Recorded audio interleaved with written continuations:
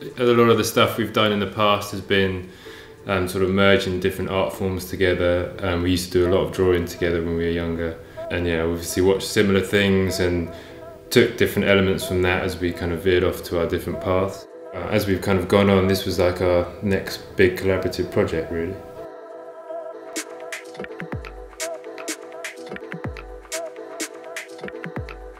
I'm Greg Haynes, Fybe, and I'm a music producer and graphic designer, illustrator. I also run the record label Shades. I'm releasing an album called Elements, and I've been working on some artwork. I'm Nick Rakowski, I'm a photographer, and we are in my studio. I work on still life projects and sort of architectural location work. I've known Greg since I was very young, and we've collaborated a lot together.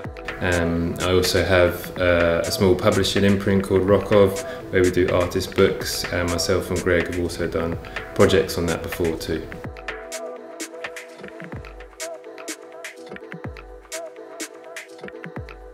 From quite a young age, we were very interested in sci-fi and Japanese anime and manga, and certainly that's come through in a lot of my work. And I'd say much of the characteristics perhaps of the lighting and maybe the style of the compositions has some kind of influence in what we do now. And definitely film and even more so music has come through even more. I think music has a great influence in all visuals, and I think we've definitely taken reference from that as we've grown up together and brought those different elements together now.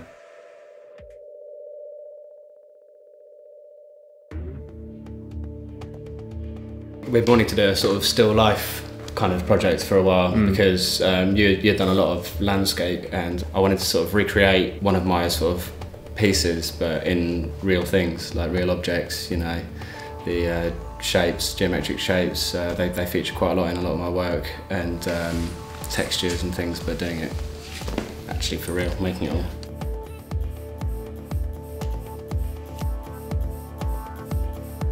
One of the things that we'd start both moving forward with is creating structures much more and being more sort of clinical and designed with it. I think the great thing about the way we work together and the way we worked on this in terms of our planning and sketching is that although we might sort of work quite differently, quite often we are thinking along similar lines in terms of just a sort of instinct in terms of how we want a thing to look or feel.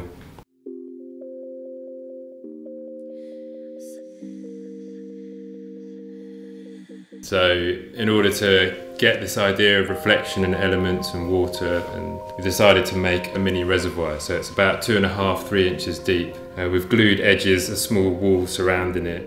Once we'd done that, really wanted to have objects floating in space. So quite simply, we'd set up a scaffolding rig. We'd get these objects that Greg had made, and then we'd kind of swing them into place, and then we'd then see how the composition looked. All this sort of set build we did over the first day and a half, I'd say, just doing the set build, painting things, spraying rocks. We'd use rocks that I'd found down on the River Thames. I'd gone down there the day before and selected the finest rocks I could find. Good selection. That weren't necessarily just, I don't know, formed concrete or something like that. I suppose we kind of wanted to get across, it's almost like the asteroids or floating. Yeah. Like I was saying about the scale, you wanted them to almost look like they could have been massive.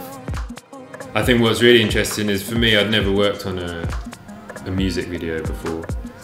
Combining photography and video is like an interesting process. Yohan was doing all the filming, whereas I would do all the setup, all the lighting and things like that. And then Yohan would work within that lighting setup. But we did stumble across some quite cool things, combining the photography shoot at the same time as a video shoot. Remember us playing with the lights, because there's 4 or 5 different lights positioned around the setup, and I think you were kind of switching them on and off, and then Yohan was filming, he was like, hang on a sec, that looks really cool, like it almost looked like lightning, and then that kind of added another whole element to the shoot.